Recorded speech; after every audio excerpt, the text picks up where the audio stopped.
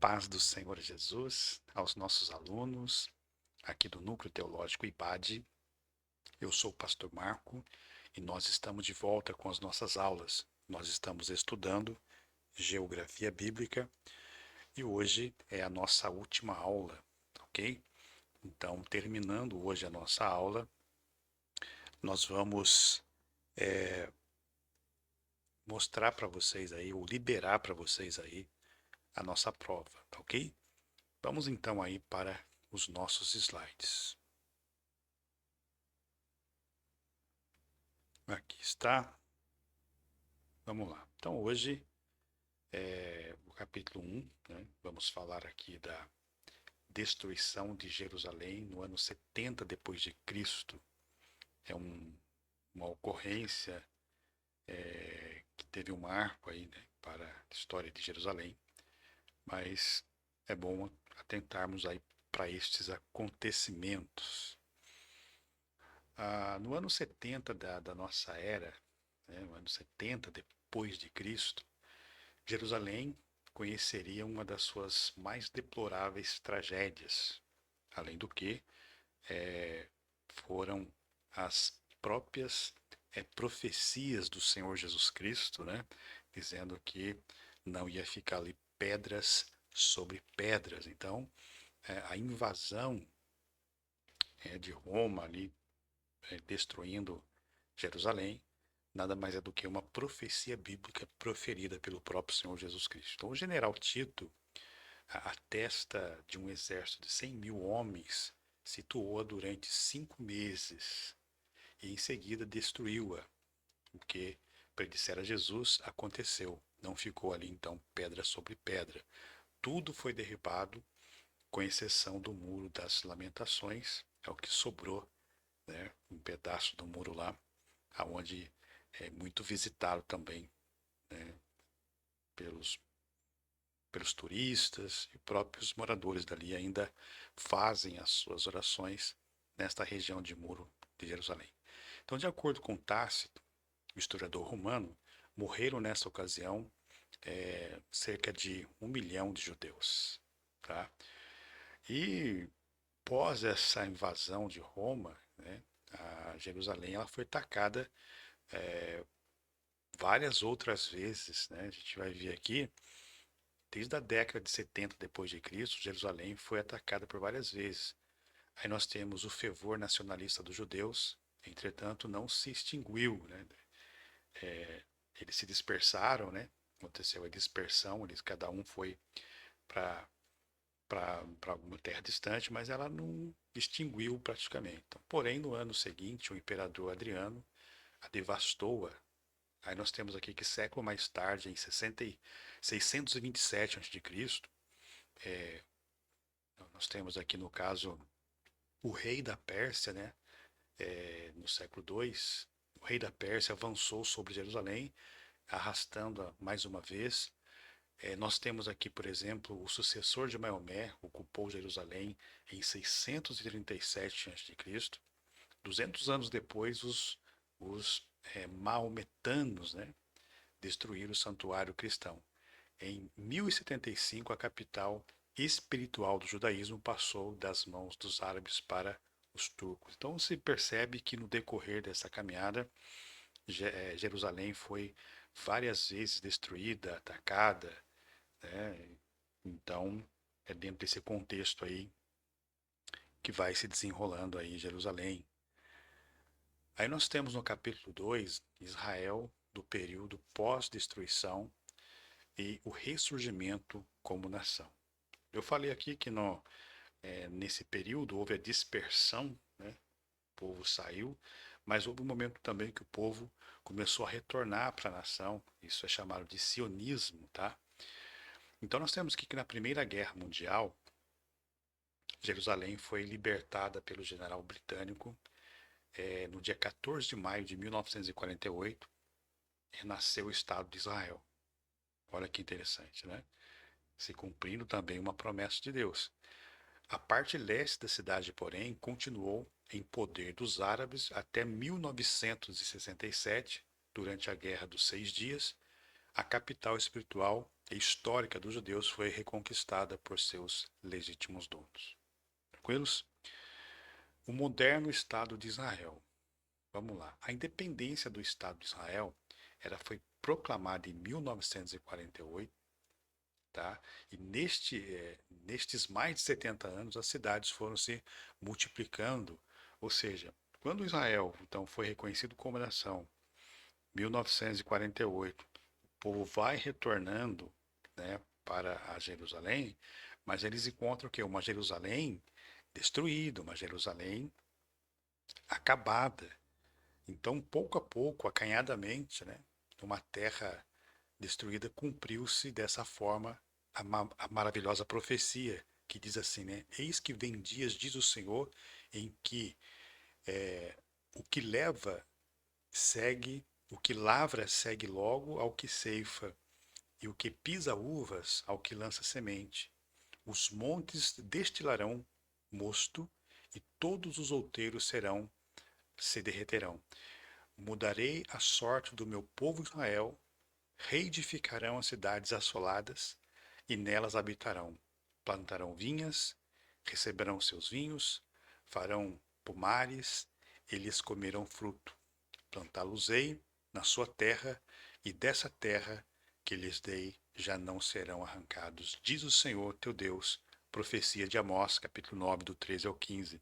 Nós estudamos na aula passada como que era eh, a geografia terrena ali em Jerusalém, do que eles viviam, né? Então, eles viviam da plantação, da pecuária, e nós falamos dessa terra que mana leite e mel, né? Então, ela foi devastada totalmente, o povo agora retornando para a sua pátria, eles vão de uma forma acanhada, tímida, né? Numa terra destruída, eles vão recompondo e hoje é, Jerusalém, né, é uma outra situação. Amém, irmãos? Não vou falar de todas, né, mas nós temos aí as cidades modernas, vou citar aqui as principais delas. Nós temos aí a Jericó, a cidade das palmeiras, né? Jericó tem uma história fundamental na Bíblia. Belém, a casa do pão. Nós temos aí Betânia, né, muito conhecida naquela ocasião em que Jesus, né, criou-se ali uma amizade com Lázaro, Marta e Maria, né? Foi na cidade de Betânia, Betel, a casa de Deus, e Cesareia, a cidade dos imperadores. Então está aqui as principais cidades modernas de Jerusalém. No capítulo 3, alguns cenários do Apocalipse, tá? Nós temos, por exemplo, aqui a ilha de Patmos, onde João escreve o Apocalipse, tá ok, irmãos? A ilha rochosa localizada no mar Egeu, ao sudeste de Éfeso, Apocalipse 1 e 9. Patmos tem cerca de 29 quilômetros de circunferência e por causa de seus contornos tristes, né, e desolados, serviu de muito tempo como prisão para onde eram levados os prisioneiros públicos de Roma.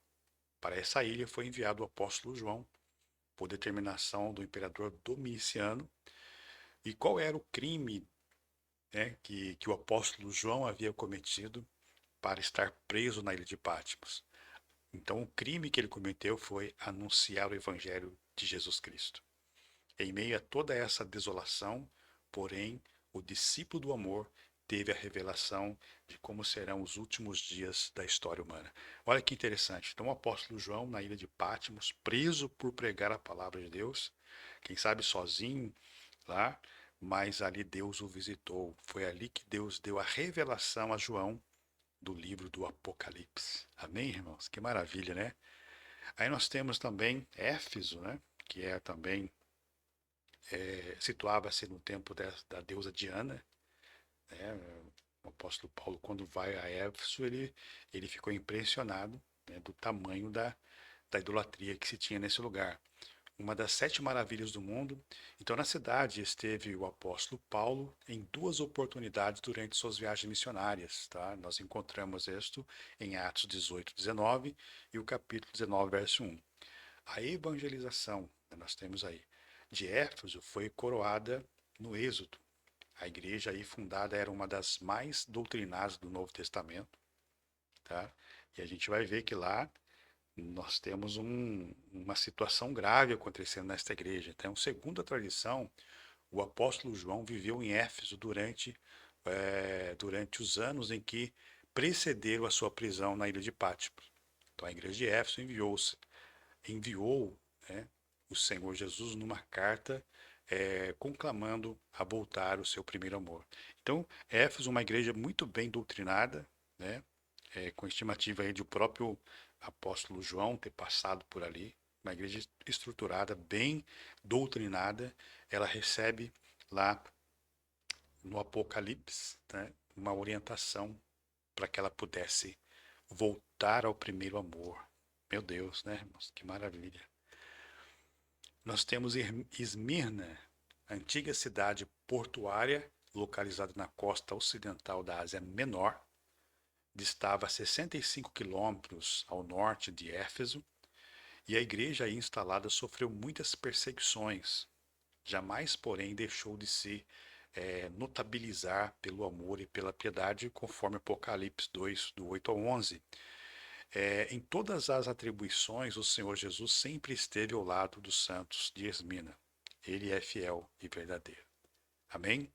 Nós temos aí também Pérgamo, a mais importante cidade da Mísia, é hoje chamada de Bérgama, localizada às margens do Mar do Caico, né? E tornou-se célebre por seu prisioneirismo em trabalhar o pergaminho como material da escrita, por isso o nome Pérgamo, né? E o acervo de sua biblioteca de 2.000 volumes seria transportado para Alexandria do Egito. Muito eram os palácios e templos de Pérgamo, diz a lenda ter sido a cidade o berço de Júpiter. E por causa da sua idolatria, era considerado o extrato do trono de Satanás. Apocalipse 2 e 13, olha só, irmãos. E aqui ficava uma igreja que enfrentava problemas internos, externos, e por um lado sofria com os promotores da doutrina de Balaão, por outro era vítima da intolerância dos pagãos. Então, o Apocalipse vai descrever muito bem esta igreja aí, ok? Aí nós temos no capítulo 4 alguns cenários do Apocalipse, continuando aí então. Nós temos Tiatira, situada entre Lídia e Mísia. A cidade de Tiatira achava-se na província romana da Ásia Menor e era um importante centro comercial fundado pelos Seleucidas. Tá?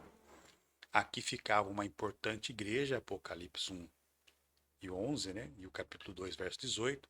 O Senhor Jesus censurou durante esta igreja por sua atitude tolerante em relação a certa mulher que, embora se dissesse profetiza, induzia o servo de Cristo ao adultério. Apocalipse 2, 20, verso 21. Tiatira era uma cidade marcada pela idolatria, e o nome atual de Tiatira é Axar. Está localizada no território da Ásia Menor e hoje ocupado aí pela Turquia. Amém, irmãos? Vamos lá então. Sardes, né, a antiga capital dos reis da Lídia, achava-se localizada às margens do Portolo, né, um afluente rio Irmo, e a cidade atualmente é conhecida pelo nome de Start, e não passa de uma aldeia rodeada por ruínas de um passado outrora glorioso. Que dura censura endereçou o Senhor à igreja de Sardes. Ela tinha nome de que vivia, mas achava-se morta. Meu Deus, né? Então vamos aí. Nós temos aqui a Filadélfia, né? Situada na Ásia Menor. Filadélfia foi arquitetada e construída pelo rei Atalo, Filadelfo, de Pérgamo. Seu território hoje é ocupado pela cidade de Alazir, um importante porto na Turquia, e Filadélfia em grego significa amor fraternal. Aqui ficava a sede de uma igreja que se tornou célebre por suas obras e pelo amor que devotava ao Senhor Jesus Cristo. Amém? Laodiceia. A igreja de Laodiceia, florescente e próspera cidade da Ásia Menor, localizada às margens dos rios Lico, nas vizinhanças de Colossos. Laodiceia servia de comunicação entre o Oriente e o Ocidente da Ásia.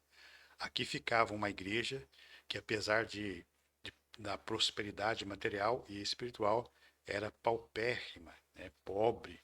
Eis que, porque sofreu dura reprimenda do Senhor Jesus em Apocalipse 3, do 14 ao 22. Amém? Então, nós estamos aqui finalizando, né, a aula de hoje. Esta aula de hoje são apenas 4 capítulos, ok? Então, como combinado, eu já vou estar liberando aí para vocês, tá?